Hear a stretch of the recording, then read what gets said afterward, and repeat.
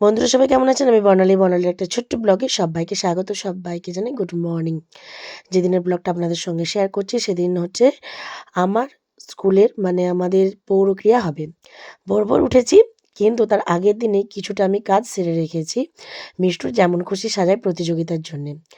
তো আবারও ভোর উঠেই মিষ্টুর বাবাকে দিয়ে যেই জিনিসগুলো ঠিক করাতে হবে সেগুলোকে আমি ঠিক করিয়ে রাখছি এবং ওকে পড়িয়েও আমি দেখে নেব যে ও ঠিক মতন করতে পারছে কি না।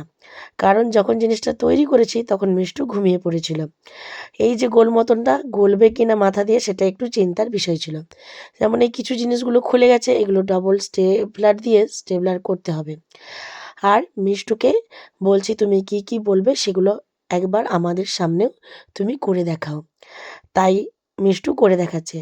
তো পিছনে অনেক জিনিসপত্র রয়েছে, সেসব কথা বাদই দিন।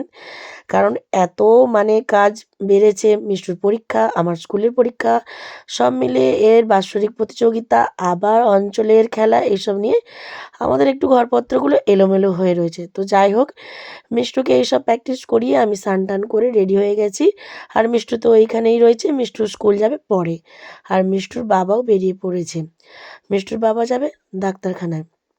তারপরে আমি এইখানে মিষ্টুকে একটু হাম্পি করে দিয়ে বেরিয়ে গেলাম। আর সেদিন ছিল প্রচুর প্রচুর কুয়াশা, মনে হয় বছরের সেটাই প্রথম কুয়াশা, যে এতটা কুয়াশা হয়েছিল। আমি ভাবছিলাম কি করে আমাদের পৌরক্রিয়াটা হবে। তো ভেবেওছি যে একটু দেরিও হবে হয়তো খেলাটা, আর আমারও বেরাতে একটু দেরি হয়ে গেছে। তবে চেষ্টা করছি খুব তাড়াতাড়ি যাওয়ার। আর যেই মাঠে হওয়ার কথা রয়েছে সেই মাঠটা হচ্ছে ঘাটালের একটা নদীর পাড়েতে। তো নৌকো পেরালেই মাঠটা দেখা যাচ্ছে, যে ওই মাঠেতেই খেলাটা হবে। তো এইখান দিয়ে শর্টকাট, তাই আমরা এই শর্টকাটটাই ধরেছি। নৌকোটা তবে কেউ বেয়ে নিয়ে যাবে এরকম নয়, দড়ি ধরে টেনে টেনে নিয়ে গেলেই যাওয়া যাবে, একদম হাল ছাড়াই চলে যাবে। তো এখানে অনেক স্টুডেন্টরাও রয়েছে, তার সঙ্গে আমরা 3জন টিচার ছিলাম, তারা উঠে পড়েছি। অনেক গার্জেনরা ছিল, তাদেরকে বললাম যে আমাদের একটু যাওয়াটা দরকার রয়েছে তাড়াতাড়ি, তাই আমরাই তাড়াতাড়ি চলে এলাম।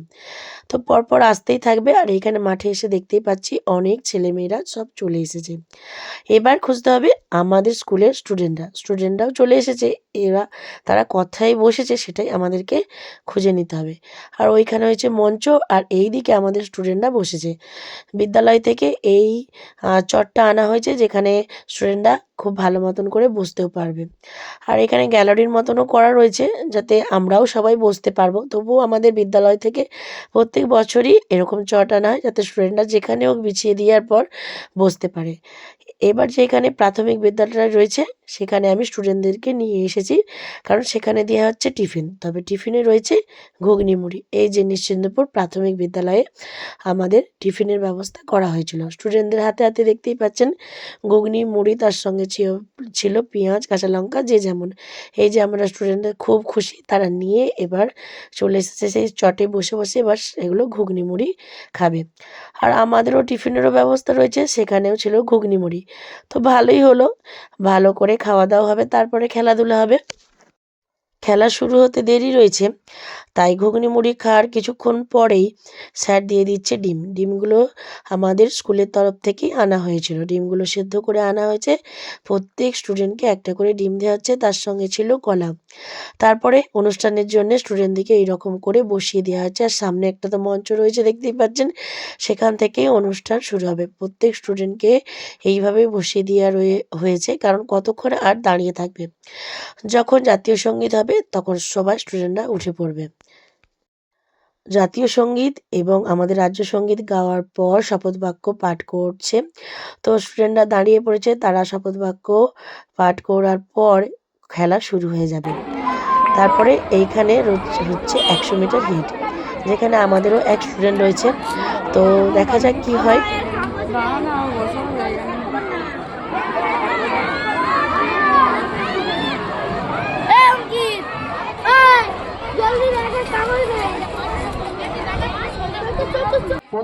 আমাদের স্টুডেন্টরা এসেছিল, তো স্টুডেন্টের মধ্যে একজন ক বিভাগ থেকে প্রথম হয়েছে যোগাতে, আর একজন ক বিভাগ থেকে একটা মেয়ে হয়েছে যোগাতে সেকেন্ড, আর একটা ছেলে হয়েছে আলু দৌড় আর আর 75 মিটার দৌড়ে দুটোতেই ফার্স্ট হয়েছে। তো যাই হোক, আমরা তো সবাই খুশি। আর এই যে মাঝে যে এই ছেলেটিকে দেখতে পাচ্ছেন সেটা আমাদের স্কুলেরই স্টুডেন্ট, আর যেটা দ্বিতীয় নম্বরে রয়েছে সেটাও আমাদের স্কুলেরই ছাত্রী। তো তারা প্রাইজ নেবে, খুবই আনন্দ। আর এইখানে আমাদের এক দাদা মানে আমার বন্ধু সম্পর্কে হয়, সে এখানে প্রাইজ নিচ্ছে, তাই আমি তাকে এইদিকে ঘুরে দাঁড়াতে বললাম যে দাঁড়াও একটু ভালো করে তোমার একটু ছবি তুলে নিই।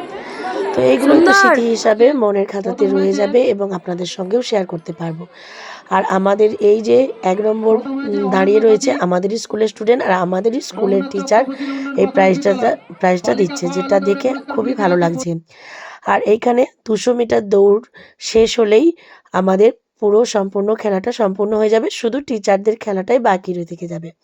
তো সব খেলা সম্পন্ন করে বাড়ি ফিরে আসলাম। আর এই ছোট্ট ব্লগটা কেমন লাগলো অবশ্যই কমেন্ট করে জানাবেন। যদি ভালো লেগে থাকে তাহলে লাইক, কমেন্ট, শেয়ার করবেন। ভালো থাকবেন, সুস্থ থাকবেন। আবার দেখা হবে নতুন ব্লগে নতুন কিছু নিয়ে।